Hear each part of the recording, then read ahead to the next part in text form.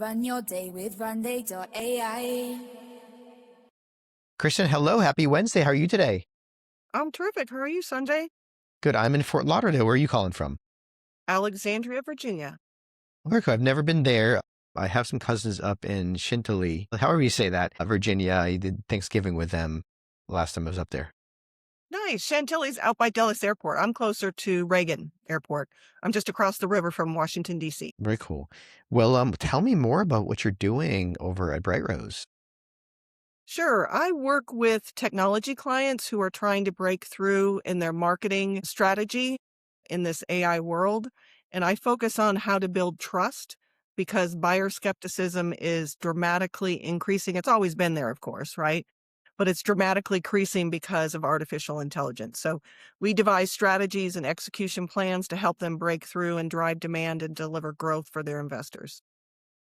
And then how do you typically get into a company? Is the investor already in place with a company and they bring you in, or are you helping to do fundraising? Well, someone I work with helps with fundraising. I don't personally focus on that, but we generally go in through the investor. We are very open to talking to CEOs and founders. We do have those conversations. And we've had a couple clients that way, but most clients come in through the investor looking to have a new strategy and some new ideas. And what kind of strategies are you seeing being implemented? I imagine a lot of it's around AI, but what are you seeing that companies are needing to do? Is it more pivoting or is it more refining based on this agentic AI age we're entering?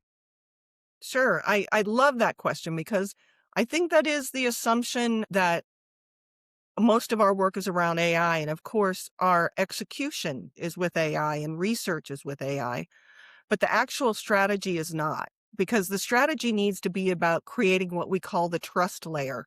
And the trust layer is how your potential buyers see you, how your customers believe in you based on your credibility. And now all the research is showing that it has to come through relationships and peers, that there's no longer this direct trust of brands. And in fact, there's even research out there that says after they buy from you in the enterprise space, that's where I work, 80% of buyers actually have buyer's remorse. Like they're not even there right after they select you. Hmm.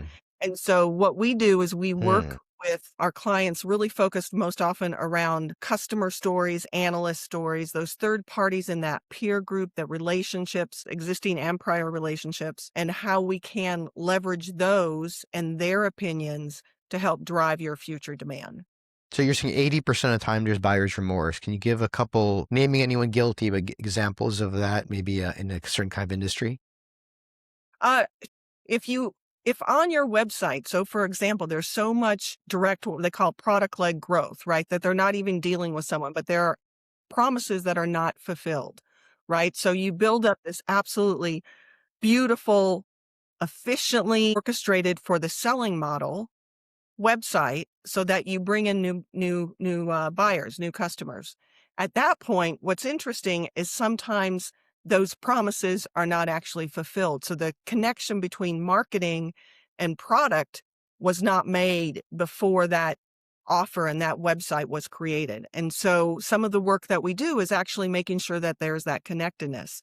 Sometimes it also occurs when you think about services. So there's all types of services, but I think your question led more to like right after they buy. Yeah, That yeah. has to war with implementation services, right? Those first set of services that you bought. So again, that promise and that offer was made that they will deliver very quick time to value. Those services that you're paying for are really needed to make sure that you get the full value of the solution that you bought and to get it as expedited into your operating system as fast as possible. When that breaks down, right, then that skepticism gets higher, becomes higher, and then they have that buyer's remorse. And so what we Hmm. do is we look holistically at your go-to-market engine, if you will, right? From product, marketing, sales, success, support.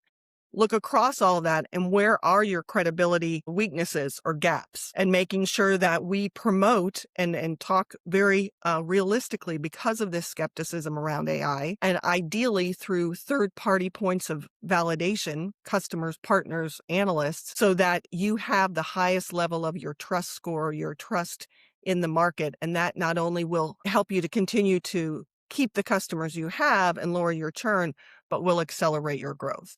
And sounds very transformative what you're doing. How did this get all started? What was the origin story? The origin story actually came about, it's probably now 4 or 5 years ago.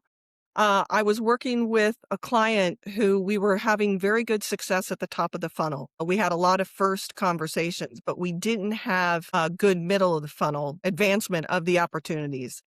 And it got me to really start to dig into like, why is this occurring with this amazing product?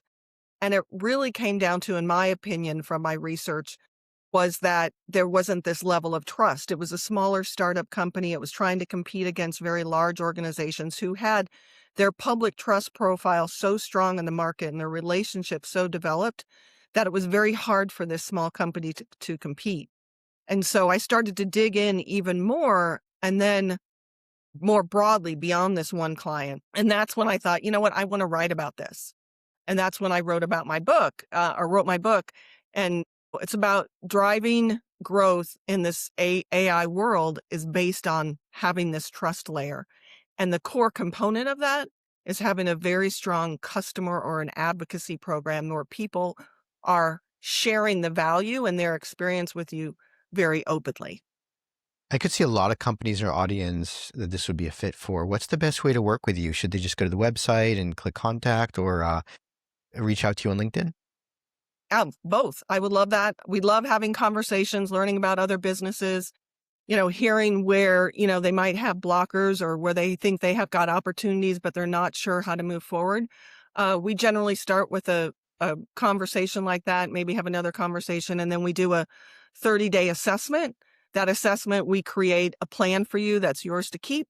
We will help you execute it. We've got, a team of, experts in their respective fields across the go-to-market spectrum, and we can implement that for you, or you can take what our ideas and implement them yourself. But that's generally how we get started.